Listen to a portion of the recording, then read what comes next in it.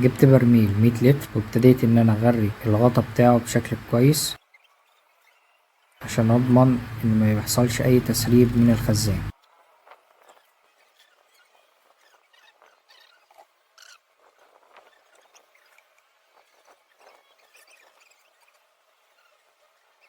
وسيبته لتاني يوم لحد ما ينشف. عملت فتحة لماسورة الصرف، وعملت فتحة في جنب الخزان على شكل مستطيل عشان اقدر ان انا احط الموتور الغاطس واضيف المحلول للمية.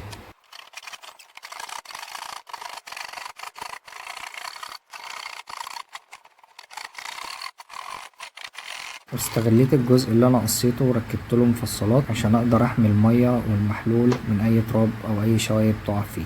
اشتريت 36 باكت وابتديت ان انا اشيل الجزء اللي سادت فتحة الصرف وركبت الحاجة اللي جاية معاه، وبكده اكون خلصت شبكة الصرف.